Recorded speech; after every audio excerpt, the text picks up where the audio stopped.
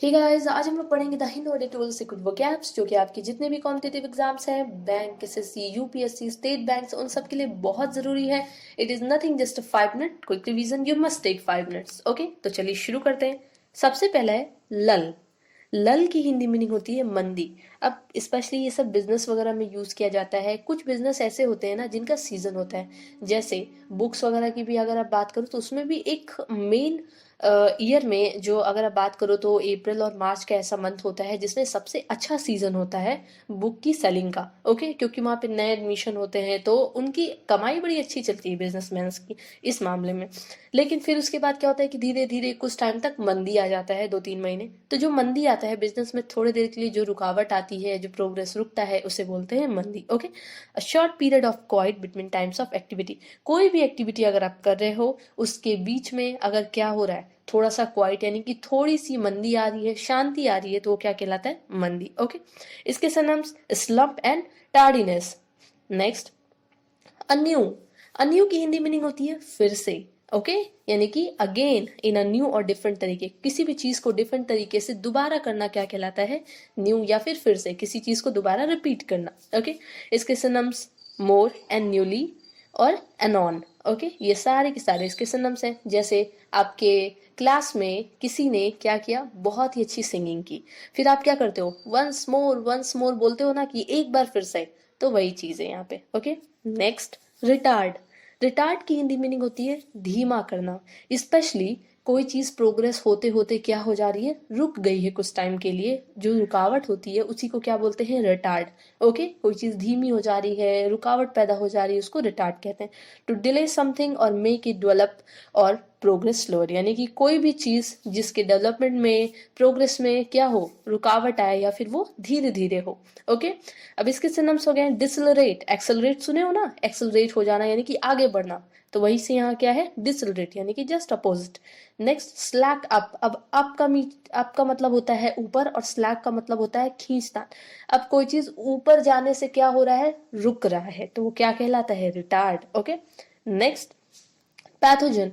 Pathogen की Hindi meaning होती है रोगजनक। स्पेशली रोगजनक उस चीज को बोलते हैं जो बीमारी फैलाती है, यानी कि जो डिजीज कॉज करती है, उस चीज को क्या बोलते हैं? पैथोजन। स्पेशली जितने भी माइक्रोब्स होते हैं, माइक्रोब्स यानी कि micro organism, virus, bacteria, fungi, इन सबको क्या बोलते हैं?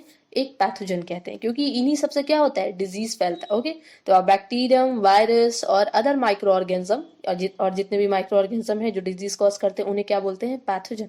ओके, इसके सिनोनिम्स देख लो, माइक्रो ऑर्गेनिज्म भी आप बोल सकते हो और माइक्रोब्स भी बोल सकते हो। नेक्स्ट, नेक्स्ट है हिदटो। हिदटो। ओके, हिदटो की हिंदी मीनिंग होती है अब तक, यानी कि अंटिल नाउ। अंटिल यानी कि क्या होता है? नाउ यानी कि अब, और अंटिल यानी कि तक, तो वही चीज है। तो अब टू नाउ इसके सिनोनिम्स भी होंगे, सो फार भी होंगे, एज येट भी होंगे। Okay, next, relinquish. रिलिंक्विश की हिंदी मीनिंग होती है त्यागना, यानी कि टू स्टॉप हैविंग और डूइंग समथिंग। किसी भी काम को स्पेशली त्यागना, यानी कि किसी काम की बात की जा रही है, किसी पर्सन की नहीं। अगर पर्सन की बात करेंगे त्यागना का, तो वहां पे होता है अबेंडमेंट। ओके, लेकिन यहाँ पे काम को त्याग रहे हो, स्टॉप कर दे रहे हो, तो क्या कहला रहा है? तो स्टॉप हैविंग और डूइंग समथिंग, यानी कि रिलिंक्विश। अब इसके synonyms forsake, forgo and reject. जैसे बताया था मैंने आपको इसके बारे में कि आपने क्या किया कि ड्राइविंग आप सीख रहे हो, और जो भी है ड्राइविंग सीख रहे हो, स्कूटी सीख रहे हो, और एक बार आप गिर गए, तो फिर दोबारा क्या करोगे? आपने उसको छोड़ दिया, अरे यार मुझे नहीं सीखना है, स्कूटी ही बेकार है। तो ऐसा कुछ नहीं है, आप सीखोगे तभी ना आएगा। तो यही चीज है, ठीक है। Next, rigour. रिगर की हिंदी मीनिंग होती है कठोरता, यानी कि हार्डनेस, हार्श, जो भी हार्शनेस होती है, ये सारी चीजें होती है कठोरता है। कोई चीज कड़ा है, हार्ड है, स्पेशली कोई पर्सन। ओके, तो the quality of being strict, यानी कि किसी भी पर्सन के अंदर या किसी भी सामान के अंदर एक क्वालिटी होना स्ट्रिक्ट होने की, यानी कि कठोर होने की, तो क्या कहलाता है? रिगर। ओके, उसका रिगर है, कठोरता है। इसके सिनोनिम्स हो गए stiffness, rigidity, harshness and severity.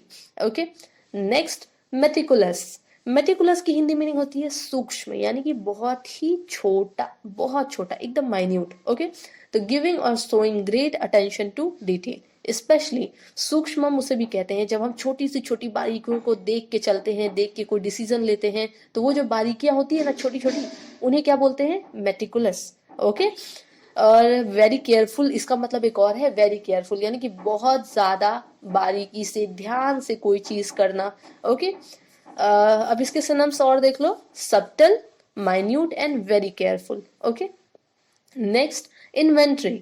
Inventory की हिंदी मीनिंग होती है वस्तु सूची। अब जब क्या होता है कि ये घर में पापा ने बोला कि ये सामान की लिस्ट बना दो, मैं बाजार जा रहा हूँ, ये लेके आ जाऊंगा, तो मम्मी क्या करती हैं कि उस पूरे सामान की लिस्ट एक पेपर पे बना के दे देती हैं। अब वो जो सामान की लिस्ट पेपर पे बनाई है ना, उसी को क्या बोलते हैं, वस्तु सूची कहते हैं। ओके, यानी कि इन्वेंट्री घर में यूज कर सकते हो वैसे।